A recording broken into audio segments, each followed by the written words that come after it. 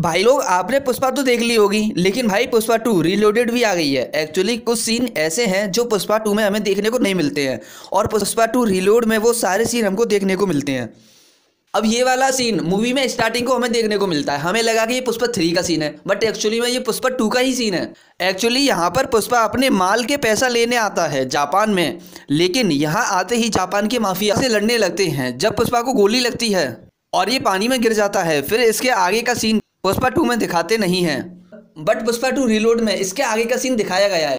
इसके आगे का सीन मैं आपको दिखाता हूँ। इसके बाद जापान का माल लेने वाला मेन बॉस बोट पर आता है और इसने ही पुष्पा को गोली मारी थी। फिर ये अपने लड़कों को पानी में जाने को कहता है पुष्पा को ढूंढने के लिए, लेकिन पुष्पा उनको भी मार देता है और अपनी जेब से आधा नोट निकाल के दिखाता है।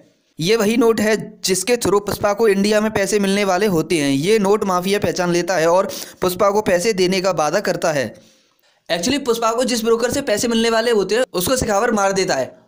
इसका पता सिर्फ हामिद को होता है और हामिद का कार एक्सीडेंट हो जाता है, वो पुष्पा 2 रीलोडेड में दिखाया गया है। और जब सिखावर पोर्ट पे जाता है तो उनका माल नहीं पकड़ पाता, लेकिन उनको वहाँ पे हामिद मिलता है, तो भंवर सिंह सिखावर हामिद को मार देता है, क्योंकि कि पुष्पा को उसके माल का पैसा ना मिले।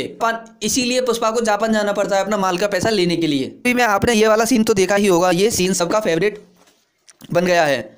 इस सीन का भी आधा सीन पुष्पा में नहीं दिखाया गया और पुष्पा 2 रीलोडेड में दिखाया गया है। एक्चुअली यहाँ पर आप देख सकते हो ये सारे थोड़े अडल्ट से ये दिखाए नहीं गए, क्योंकि मूवी सिनेमा में बच्चे भी देखने जाते हैं, इसलिए पुष्पा 2 रीलोडेड में ये सीन दिखाए गए हैं।